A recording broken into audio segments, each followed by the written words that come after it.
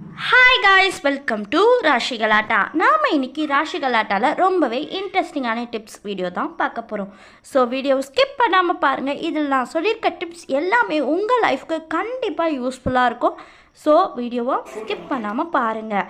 First tips என்னென்னா, நம்ம வீட்டில் இருக்க தேங்காவுடைய நார் இருக்கும் பார்த்தீங்களா, அந்த தேங்காய் நாரில் இது போல் கொஞ்சம் தடிமனான பகுதி, கொஞ்சம் நல்ல தடியாக இருக்கிற நாராக பார்த்து எடுத்துக்கோங்க. அந்த நாரை நம்ம கேஸை இது போல் திருப்பி போட்டுட்டு, நம்ம கேஸை ஊசி வச்சு குத்துவோம் பார்த்திங்களா. சம்டைம்ஸ் ஊசி வச்சு குத்தும் போது நமக்கு அந்த அளவுக்கு வாட்டம் வராது. இந்த கேஸ் பின் வச்சு குத்துற மாதிரி நமக்கு இந்த ஊக்கு வச்சு குத்தணும்னா வாட்டம் வராது. ஆனால் உங்ககிட்ட இந்த கேஸ் பின் இல்லைன்னா கூட இந்த தேங்காய் நாரை வச்சு நீங்கள் குத்துனீங்கன்னா கண்டிப்பாக அந்த கேஸில் இருக்க அடைப்பு எல்லாமே கிளியர் ஆகிடும். நம்ம கேஸ் பின் வெளியே காசு கொடுத்து வாங்கணுன்ற அவசியம் இல்லை. நம்ம இந்த தேங்காய் நாரை வச்சு சூப்பராக நம்ம கேஸில் இருக்க அடைப்பு எல்லாத்தையும் முன்பக்கம் பின்பக்கம் எல்லா இடத்துலையும் நம்ம க்ளீன் பண்ணி எடுத்துடலாம். அதுபோல் நம்ம பர்னர்லேயும் கூட நம்ம அடைப்பை அந்த தேங்காய் நாரை வச்சே க்ளீன் பண்ணி எடுத்துட்டா போதும். நம்ம கேஸ் செம்ம சூப்பராக எரியும். உங்களுக்கு இந்த வீடியோ பார்த்தீங்கனாலே தெரியும் ஃபர்ஸ்ட்டு எங்கள் கேஸ் எப்படி இருந்துச்சு, இப்போ எப்படி எரியுதுன்னு.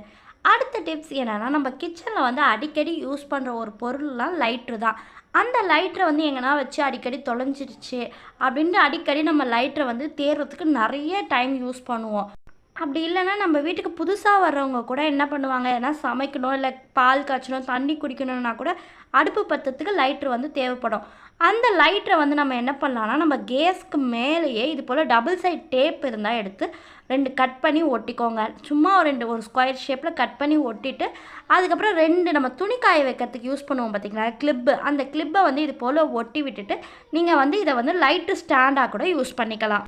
லைட்ரு எங்கேயுமே மிஸ் ஆகவும் ஆகாது. புதுசாக வர்றவங்களுக்கும் லைட்ரு எடுக்கிறதுக்கு ரொம்பவே ஈஸியாக இருக்கும்.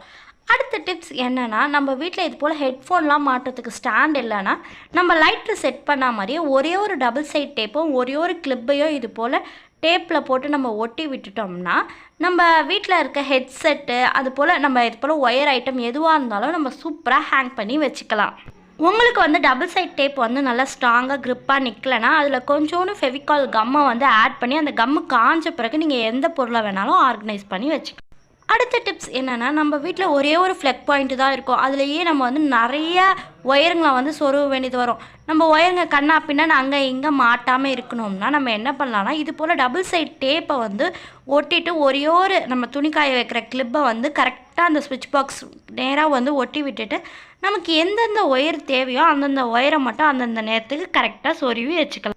இது போல் நம்ம ஒயருங்களை ஹோல்ட் பண்ணி வச்சிட்டோம்னா கண்டிப்பாக அந்த ஒயருங்க கீழே விழுந்து வேஸ்ட் ஆகாமல் இருக்கும். நம்மளோட காசும் மிச்சமாகும். அடுத்த டிப்ஸும் ரொம்பவே இன்ட்ரெஸ்டிங்கான யூஸ்ஃபுல்லான டிப்ஸ். நம்ம வீட்டில் குளிக்கிறதுக்கு சோப்பு வாங்குவோம் பார்த்திங்களா. இந்த சோப்பு வாங்குகிற புது சோப்பில் 2 சூப்பரான டிப்ஸ் இருக்குது. ஃபர்ஸ்ட் டிப்ஸ் என்னென்னா, அந்த சோப்போட பாக்ஸில் இது போல் மேலே இருக்க அந்த பேப்பரை கிழிச்சு எடுத்துக்கோங்க. அதாவது அந்த சோப்பு பாக்ஸ் மூடுற மாதிரி இருக்கும்ல, அதை கிழிச்சு எடுத்துக்கோங்க. அதுக்கப்புறம் நம்ம பாக்ஸை சோப்பு பாக்ஸை எடுத்துகிட்டு போய் நம்ம பாத்ரூமில் ஒரு டபுள் சைட் டேப்பு போட்டு ஒட்டி எடுத்துக்கலாம்.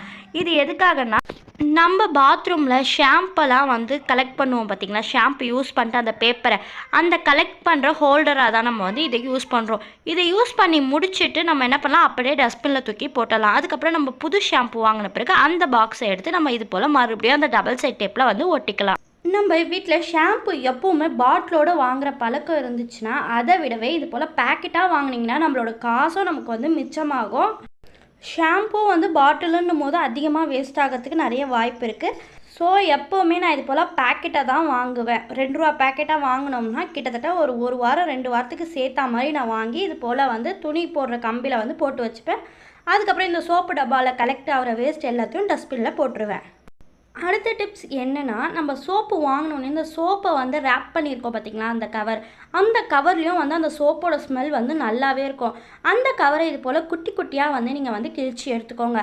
இதை நம்ம எங்கே எடுத்துகிட்டு போய் வைக்க போகிறோம்னா, நம்ம வீட்டில் பீரோ இருக்கலாம். பீரோவில் நம்ம ட்ரெஸ்ஸு சாரீஸ்லாம் அடுக்கி வைக்கிறோம்ல, அந்த இடத்துல நம்ம சாரீங்களுக்கு நடுவில் இது போல் நம்ம சொருவி வச்சிட்டோம்னா கண்டிப்பாக அந்த சோப்போட ஸ்மெல் நம்ம பீரோ ஃபுழுக்கவே நிறைஞ்சிருக்கும்.